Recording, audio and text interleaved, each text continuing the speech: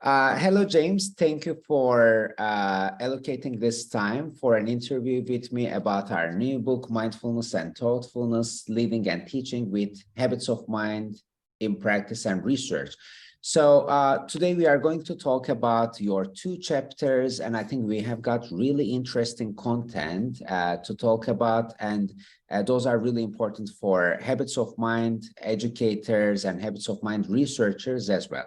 So welcome to this interview. Absolute pleasure to be here, and I'm glad to be one part of the book with all the other amazing authors that have contributed, and to be having this conversation here with you today. So let's get into it. What are your questions? So I have got some questions about your two chapters, and I would like to start with the agile learnership one, the first one. So I'm really curious to learn about it more because I think it's a concept that helps the habits of mind educators to dig deeper and to help their students become to cultivate those habits of mind. It's, as you use the words, not only develop those habits of mind. So what do you mean by agile learnership? Who is an agile learner for you? So an agile learner, I define an agile learner as someone who not only understands they're capable of growth, but also knows how to go about achieving that growth. And to sort of unpack that a little bit, my work with habits of mind started 20 odd years ago in my classroom. And I worked in my classroom, then I worked in schools around Victoria where I live, and then nationally and internationally. And what we found was that the habits of mind are valuable. There's no two ways about that. But in a lot of schools, we didn't get the sort of traction we wanted. They didn't have quite the impact we wanted them to have. And once we played with that idea for a while and asked, why do some schools get such great impact and other schools don't? And two things were going on. One, to have an impact with the habits of mind, we needed to start from a foundation of a growth mindset. That the schools that really succeeded with habits of mind, that saw some real changes, not just in the language that was being used, but in student learning outcomes, founded it on this basis of Carol Dweck's work of a growth mindset, understanding that these habits of mind weren't just something you need to use because we all use them, but they were something you needed to improve, to develop, to extend, to build, to recognize that what got you here won't get you here. The way you thought flexibly to get you to this level needs to improve to get you to this level.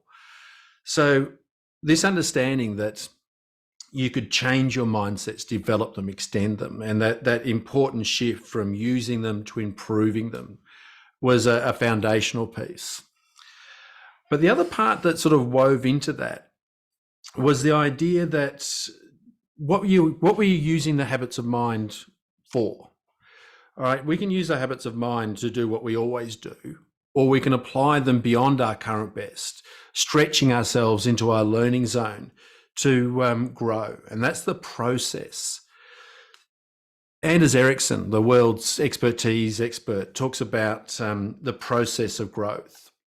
And when we brought that idea of Carol Dweck's work, the understanding you're capable of growth, Ericsson's work, which is the process you go through to achieve growth, and Art and Benner's work, I'll use first names, Art and Benner's work around, well, these are the behaviors you apply and develop to achieve the growth.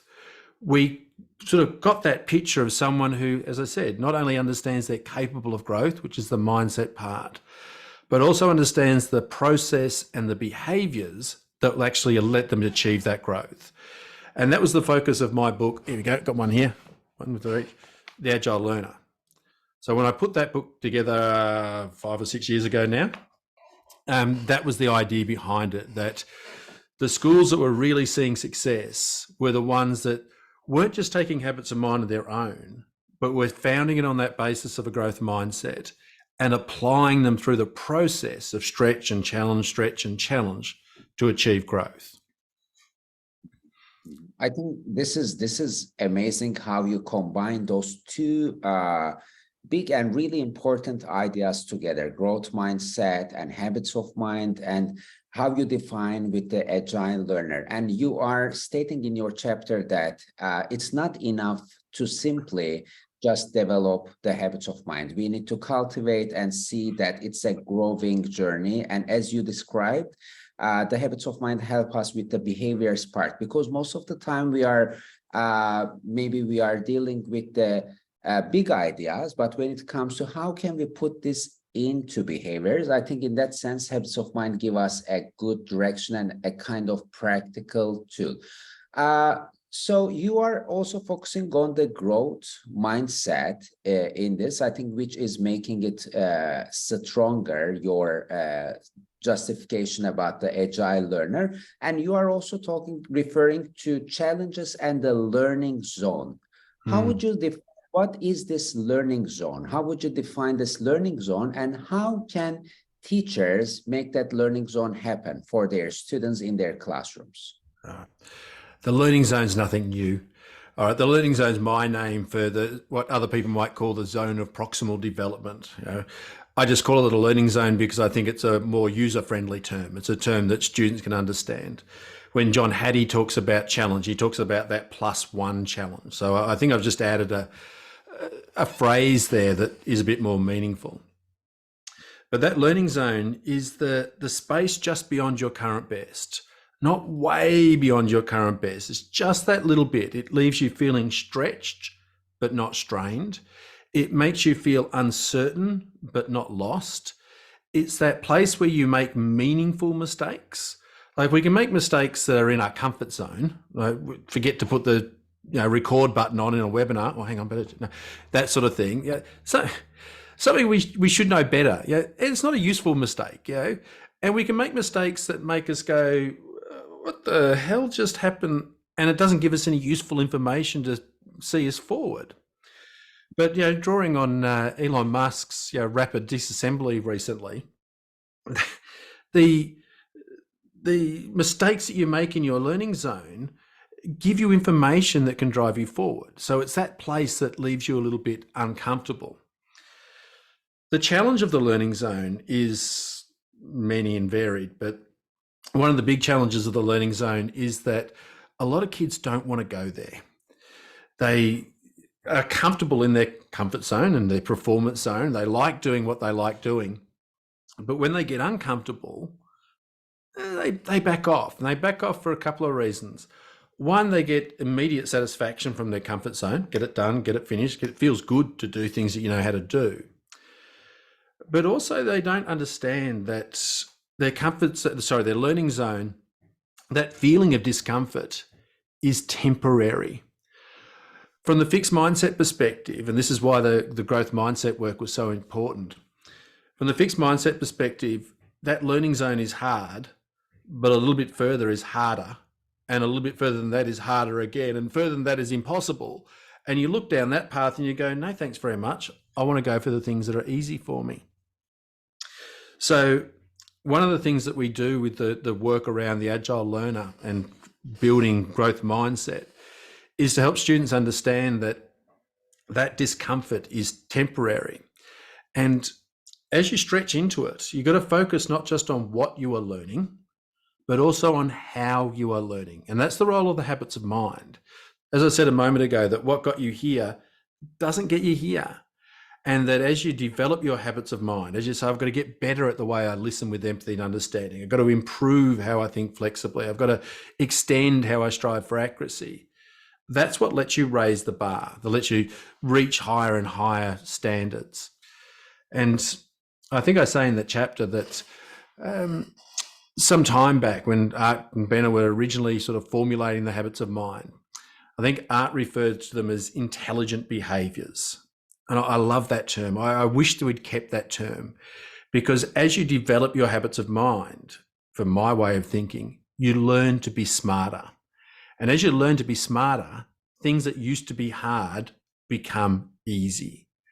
And so when you see a student struggling in their learning zone, they go, I can't get this, I can't work it out. Part of you as a teacher has to be looking at that student and saying, well, the reason you're struggling with that is you're not smart enough.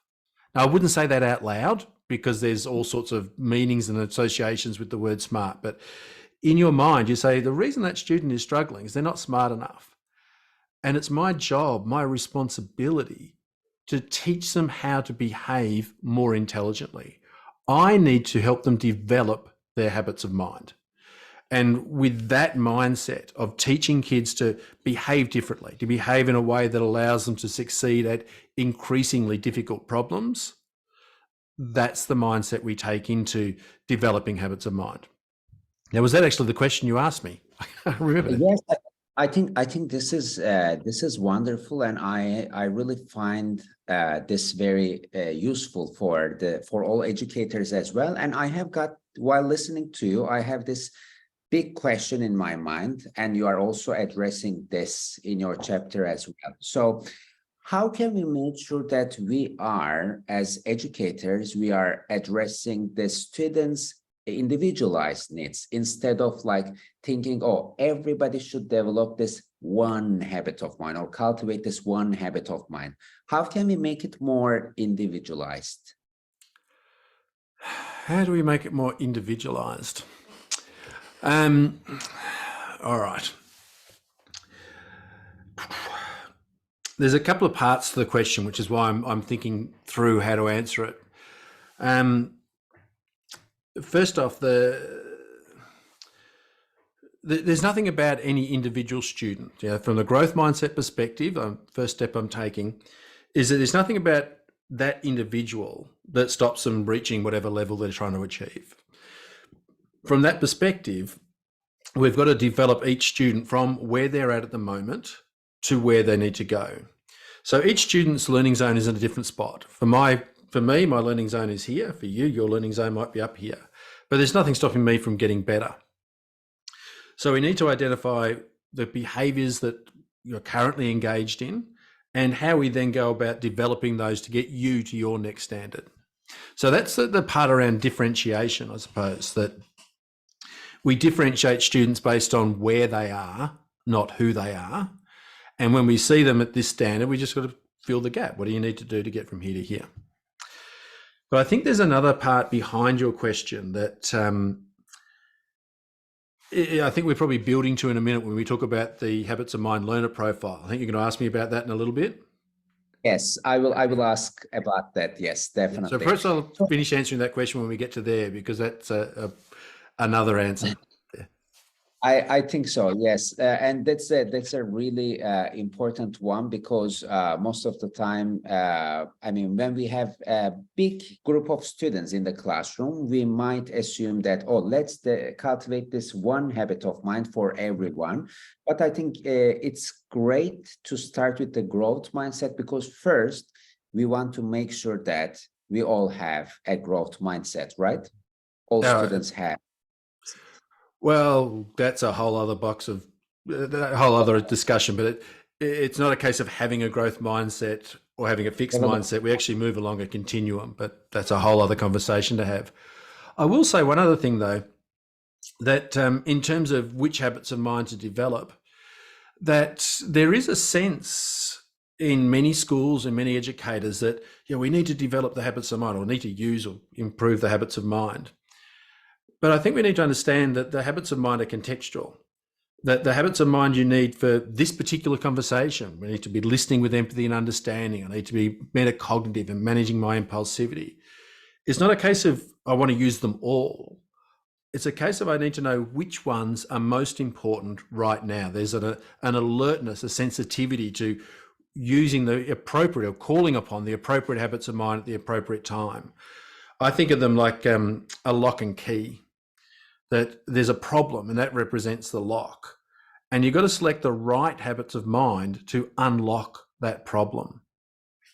There's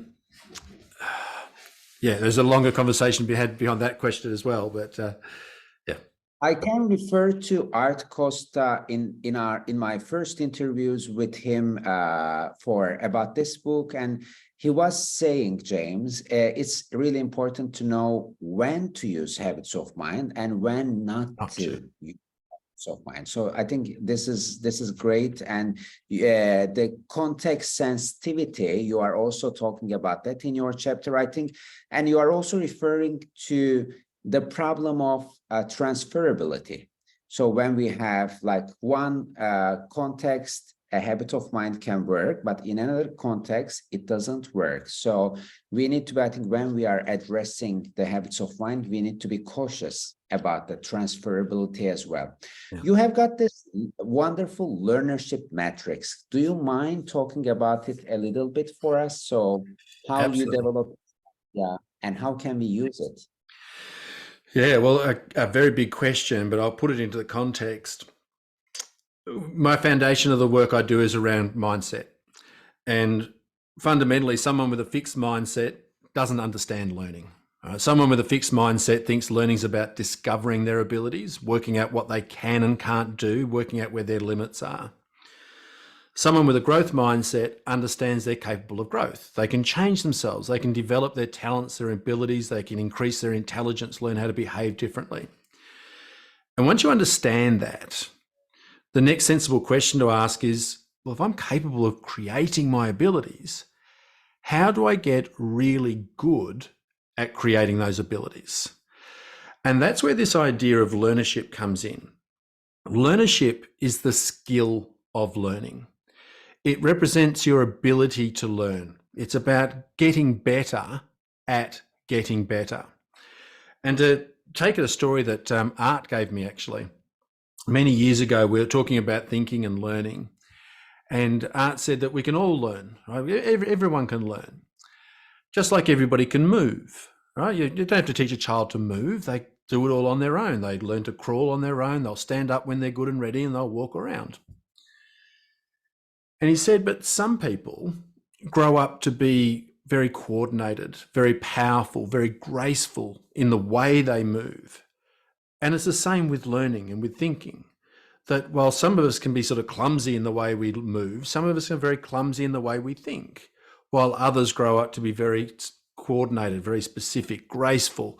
I like to use the analogy now that, when I see someone who's highly skilled at something, I think of my father and his woodworking, and he used to select the piece of wood and cut it in exactly the right way, and he was drawing all of these skills and produce something beautiful. And you recognize the beauty in something that was created with skill.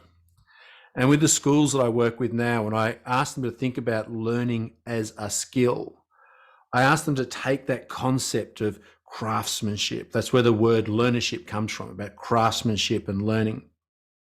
Take that idea of craftsmanship and expertise and apply it to the concept of learning, and to imagine themselves understanding the skill of learning in enough detail, in enough richness, to be able to look at a student who's learning and to sit back and watch them and go, that's beautiful. The way that child is engaging in the learning process, I don't care what they're learning about, what standard they're at, but the way they embrace a challenge, the way they cultivate their habits of mind, the way they tailor their feedback, they design mistakes, they invest their energy in growth. That is a thing of beauty. Not many people can do it like that. And so trying to understand this skill of learning, we started unpacking and building on the idea of the agile learner. What does a learner have to do to be skillful? Well, they have to have a good relationship with challenge. If you go, I don't want to do anything hard, never want to do anything hard, well, you'll never grow, and it's not going to be very useful.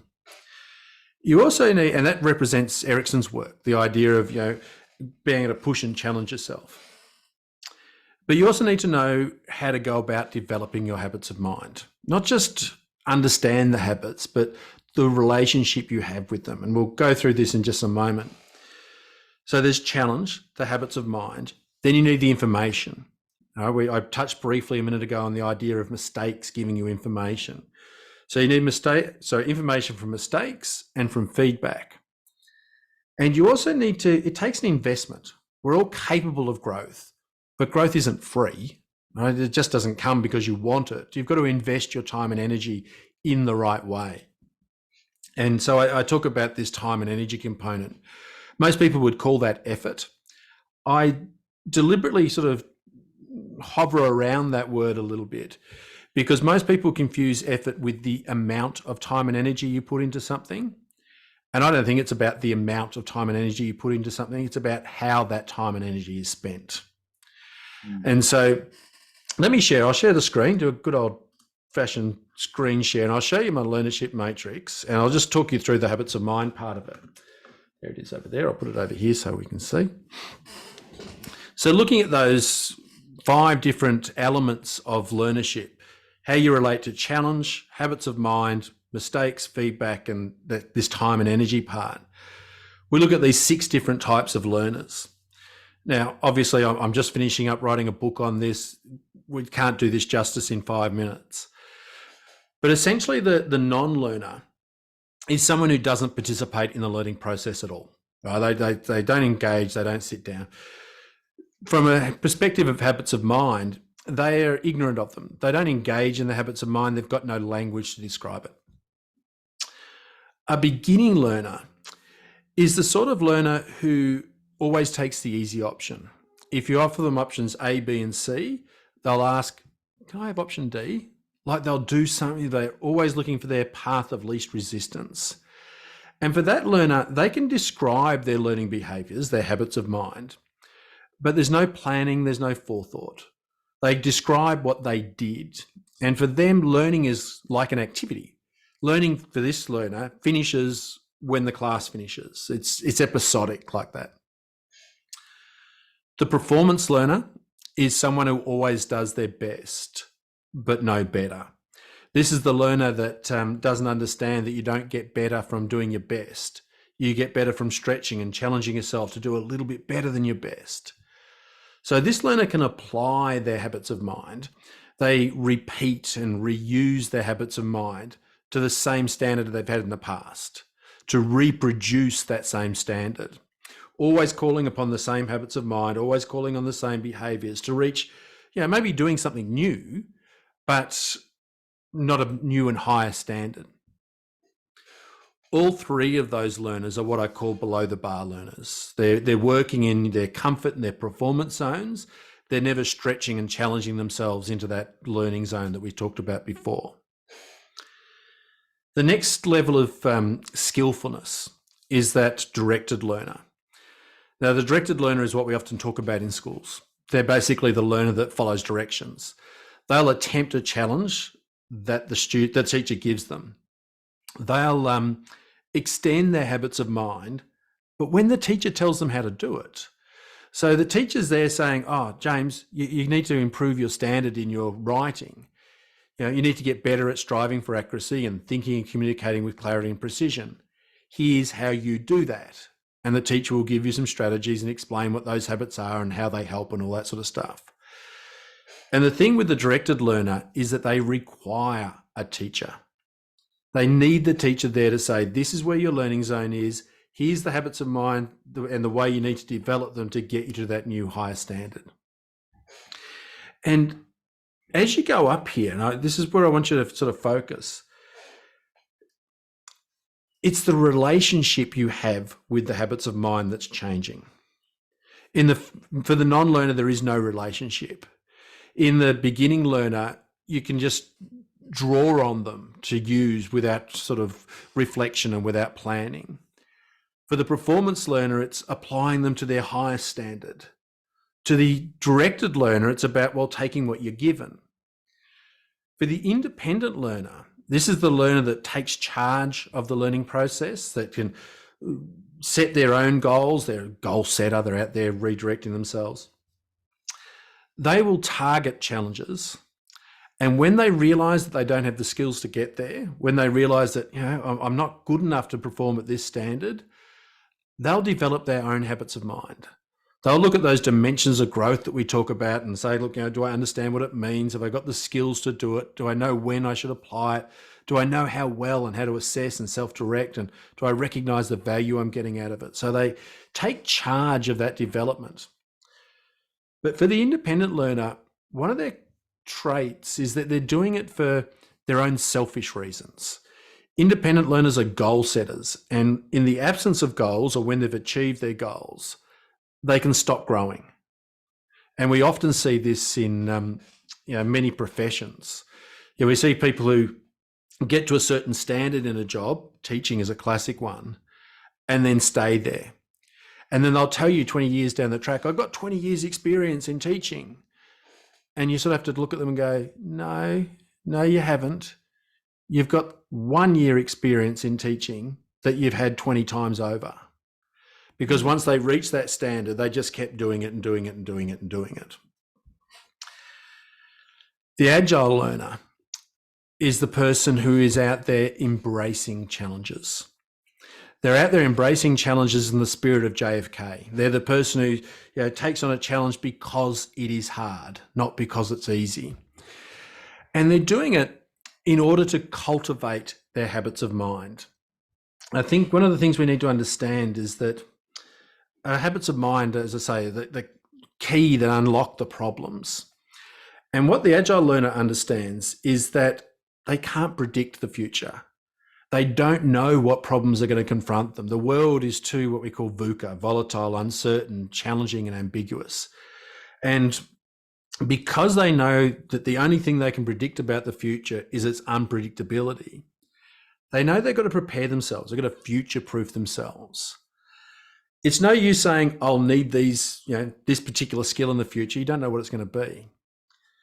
But by taking on that challenge, because it's hard, it's beyond my current ability, it's in my learning zone, it allows me to develop my habits of mind.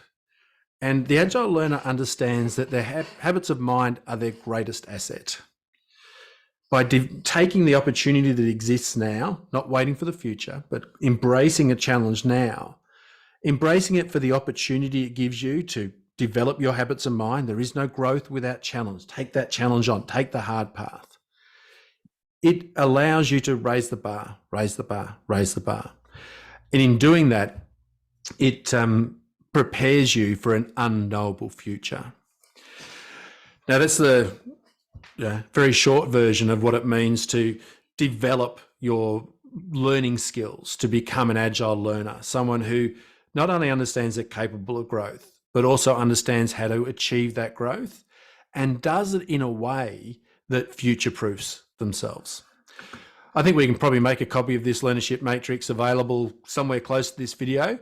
And if the listeners can't find it, they can always visit jamesanderson.com.au/learnership, not leadership, learnership, to find out more about that too. Yes, that will be great. That will be great. I was just amazed listening to you, James. I think this makes a lot of sense for us as educators and individuals because we are living in unpredictable times. So we all need this to come to the level of agile learnership.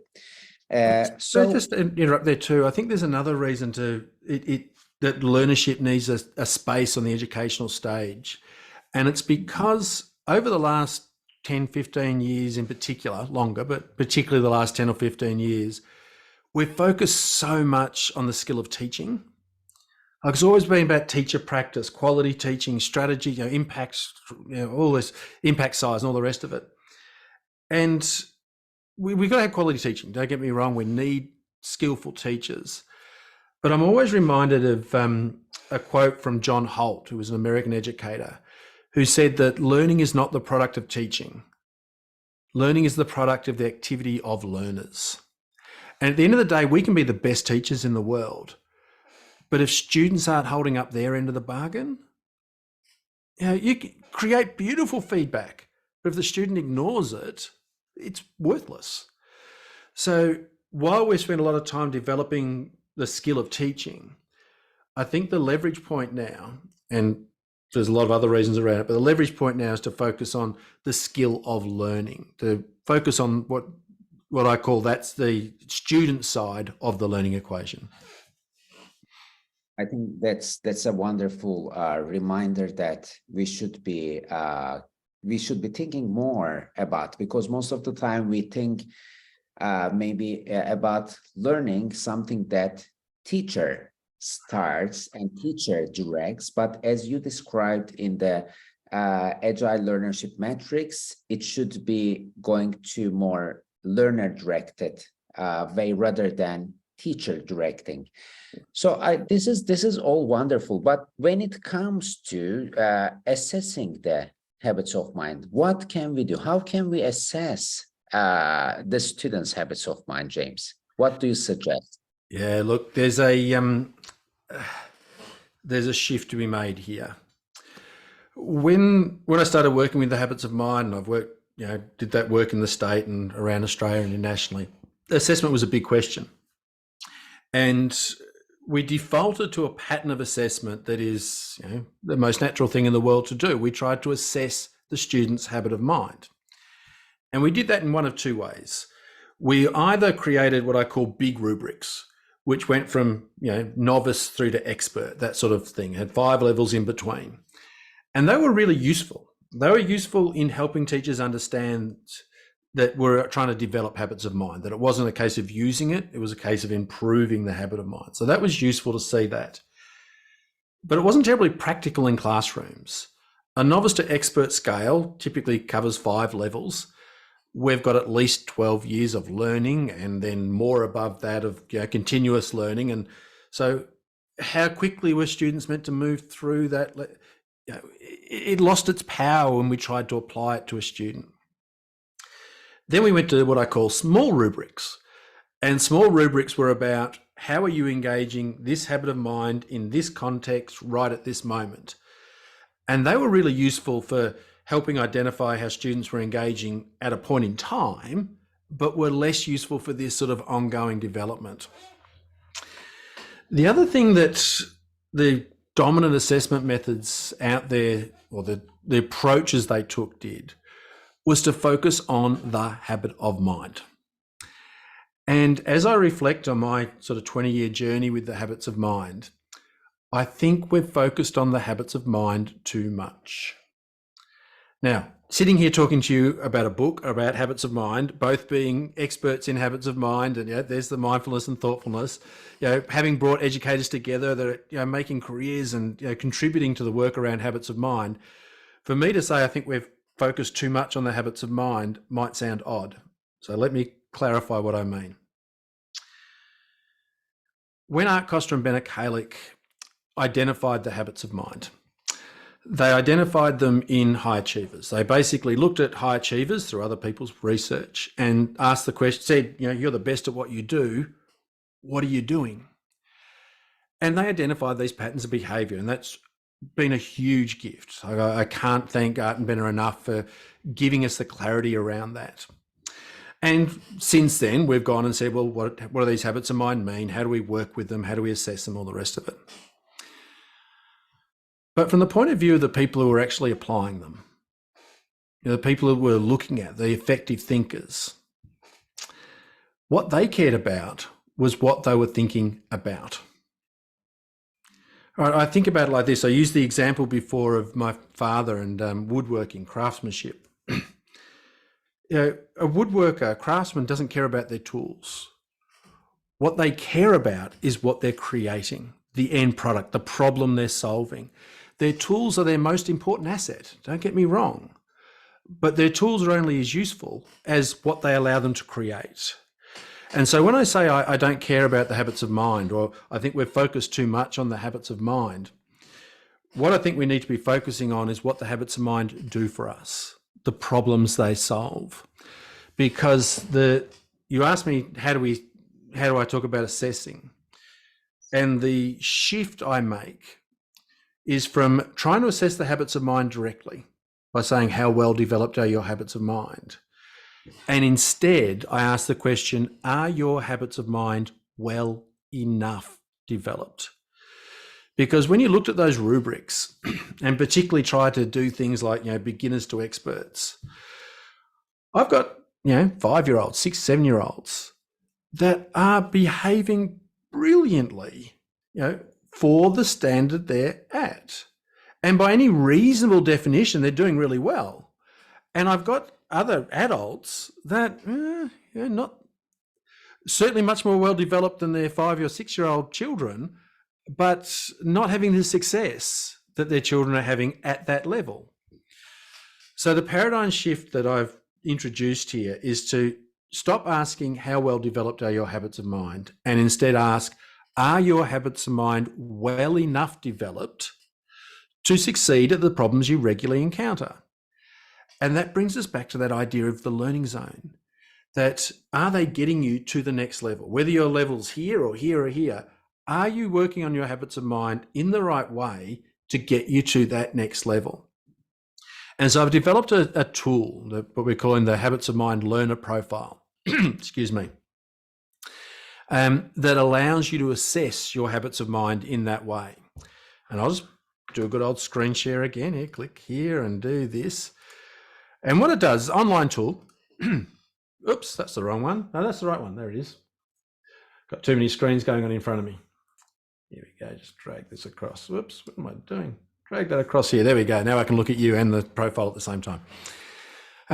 It gives you a picture of your habits of mind like this. Now what the Habits of Mind Learner Profile does, it says it ranks your habits of mind from the most well-developed through to the least well-developed. And at the same time, it tells you, are the problems you're encountering with that habit of mind currently in your, what I call your comfort zone, which makes them orange, your performance zone, which makes it blue, your learning zone, which makes it green, or is it part of what we call your aspirational zone, or I refer to it as your zone of concern, that it's too far beyond your current abilities? The way I work with schools around this is that we get this snapshot, and it's remarkable how varied they are, of the students' habits of mind. And it allows us to say a whole lot of things. We can look at the overall colour. All right, we sometimes get profiles that are entirely orange. In fact, I'll leave it up there while we talk. And your first reaction is often that, oh yeah, we want ones that are all orange, all really well developed. But an orange profile is a profile of someone who's cruising. All their habits of mind, all the challenges they're facing are well within their current abilities. They're doing exceedingly well at all those challenges. And so they're not providing themselves with any opportunity for growth. And when we see an orange profile, what it tells us is, it says, well, why are you cruising? Are there no challenges in your environment? Are you avoiding challenges for some reason? Because I often come back to Morgan Freeman's quote where he said, challenge yourself. It is the only pathway to growth. And an orange profile says you're not being challenged at all.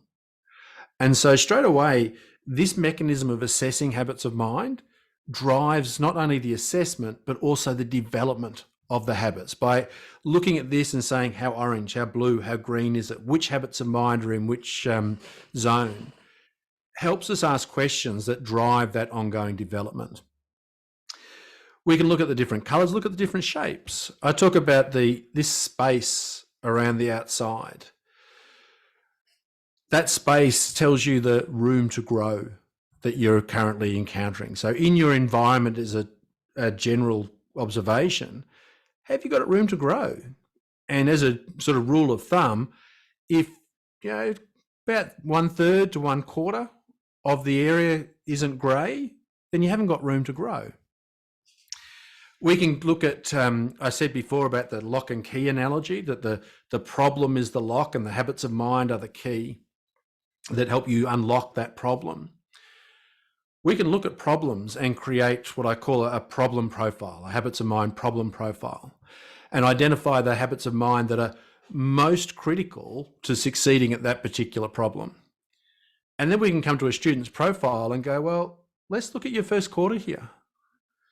Do you have what it takes to solve this particular problem? And the app will actually allow you to take a class worth of these profiles, one for each student, compare it to your problem profile and say, yes, Servet, you've got this one covered. You seem to have really well-developed habits of mind that will cover this problem off. You should be okay here. Then look at mine and say, James, look, you got 2 or 3 habits of mind that are probably going to serve you well here, but you've got a weakness. This is the habit of mind that's going to be the focus for your development during this problem. This is the one that's going to be the point for you to focus on. So it gives teachers, I'll just come out of here.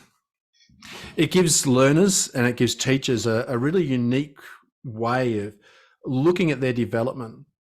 I had a really interesting discussion, actually. I had a principal I was working with just yesterday who I was working with his school and we're all doing the profiles. And this particular principal has just stepped up. It's an acting role. So he's been in an assistant principal role. And he did 2 profiles. He did it first, with the problems he's currently encountering. And he got a nice bluish, a little bit of green, a little bit of orange, but a lot of blue, high performer.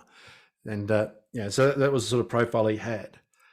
But one of the questions it asks at the end of the profile, it says, are the problems you're about to encounter about the same as you've done before, more difficult or less difficult? And he said, well, I'm stepping up. I'm going to go up a level. So he said the problems I'm about to encounter are more difficult than I've been encountering before. The impact that has on your profile is it squishes it. It raises the bar and it changes those things that were blue to green, and the green to red. And it gave him some real insight into, okay, the things I was leaning on before, they're now in my learning zone. I'm going to have some challenges here. I'm going to, it's going to be more difficult. And it helped him to identify, one, that the behaviors, these habits of mind, were what he needed to focus on as he stepped into this new role.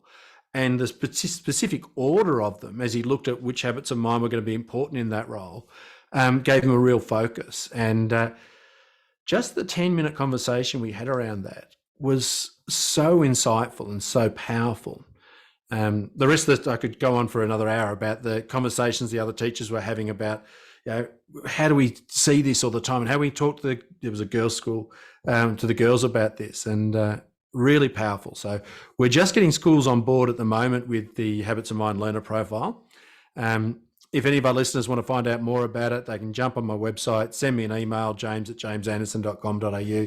I'm happy to talk about them, because together with learnership, raising the status of learning from an act to an art, this idea of being able to assess our habits of mind in a way that drives their development, that doesn't just say this is where you're up to, but this is what you've got to do to keep going, I think is going to be a really, really powerful tool for schools. Yes, thank you. I think this is a great tool, and I can see that the schools are more and more schools are benefiting from the Habits of Mind profile. And just to, I'm curious to learn about my Habit of Mind profile, and I can do that for myself. One person, I think I can do it as a free, right, from your. Yeah, the app is constantly evolving. So as we speak, you can go to habitsofmind.jamesanderson.com.au and jump on and have a go at it and see what comes up. Depending on how long after you've, it's currently the 26th of April that we're doing this interview. Down the track, there'll be paid platforms and ways to get your whole school involved and do it as more than just an individual. So reach out as we go. Wonderful. Thank you. Thank you, James. I think we have covered most of the things from your 2 chapters, but when I was rereading your chapters, I was amazed by each idea, and I think they are very practical and they should be addressed for Habits of Mind educators. Do you have any final recommendations for teachers if they want to focus on habits of mind in their specific subject rather than seeing it or making it a more transdisciplinary or beyond disciplinary approach? What strategies, practices do you suggest for them to use habits of mind, to focus habits of mind in their own subjects? Yeah. My advice is to focus on your subject. So when I say that is, I think one of the mistakes that we made historically with the habits of mind is to focus too much on the habits, to make it about the habits, and to come in and teach that we've got to come in and teach the habits and do all that stuff. But it's not just about the habits, it's about the problems they solve. And so if I was integrating habits of mind into my classroom now, I would mimic what I saw a early learning teacher do many years ago. And she said, we make such great use of the habits of mind. We'd come there. I was actually with Art. It was at Rockhampton Grammar School here in Australia, in Queensland. And so we were there talking about habits of mind. And this teacher was saying, the habits of mind are something we do here. And we sat and watched this lesson. Now, she was an early learning teacher. I've got to sort of back off to do this because she had all her children on a mat. They're 4 or 5 years old. And so being little kids, they're all sort of within reach. And I was there waiting to listen to a Habits of Mind lesson. And she said, boys and girls, what we're learning about today is about living and non-living things. I went, okay. And she went on for the next 5 or 10 minutes to lead a conversation about living and non-living and how the students were going to go out into the yard and identify living and non-living things. She established the problem. She said, this lesson is about living and non-living. It's about working out what makes things living and non-living. So in every mind of that, in those students, this lesson was about living and non-living things. It wasn't about habits of mind. Then she said, which of the habits of mind do you think are going to help us most today? And then she led this discussion. One of the students said, gathering data through all senses. And she had a little whiteboard there and she took a magnet with the icon and put it in the middle of the board. And she said, oh, how will this one help us? And what she was doing was 2 things. One, she was helping the students become sensitive, alert to the situations, the contexts that demand particular habits of mind. There was no particular need for finding humour that day or thinking and communicating with clarity and precision in that part of the activity. So she identified the most important ones, but she identified them as being the way we solve a problem. The habits of mind are only as useful as the problems they solve. And we have a future in front of us that is full of unpredictable and complex problems. And so my advice to people starting off with the habits of mind is to make it about how they help us solve problems. We're not here to have a habits of mind lesson and tell you how important habits of mind are going to be. I mean, I laugh at myself now when my kids used to ask me, my year 7s, when I first introduced habits of mind, like, other 12 and 13-year-olds said, why are we doing this, Mr. Anderson? And I said, because the habits of mind are so important. They're going to help you later on in life.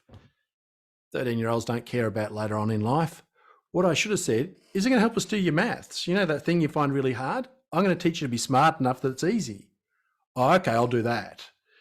So my advice is to make the habits of mind a tool that helps you solve problems. And then ask the question, have I got the tools for this problem? And if you don't, well, that means you're in your learning zone. Stretch, challenge yourself, develop your habits of mind. What got you here won't get you here. Go from there. Wonderful. Thank you, James. This was really inspiring for me, and I am sure it will be inspiring for other educators, other listeners as well. So it was a great pleasure for me to have that conversation with you, and I strongly suggest all the listeners, please visit James Anderson's website, and you have got wonderful tools there, and check our new book. And we have got 2 chapters, and we have got in total 17 different authors contributing to this chapter. I think this is it's making this book really unique as well. It's enormously rich, and anyone who's interested in habits of mind should take the tour through mindfulness and thoughtfulness. Thank you, James. It was a pleasure, and this is the end of our conversation. Actually, if unless you have something to add, we could keep talking all afternoon if you want, but it's up to you. You see how the light changed here in Turkey, because when we started, it was 6 a.m. So now it's 7 a.m. almost. So you see the light coming up in the background. I think we've given the listeners enough to know what it's about and know what to delve into. So let's leave it there for today, and perhaps we can have a longer conversation, homing in right on 1 or 2 of those topics another day.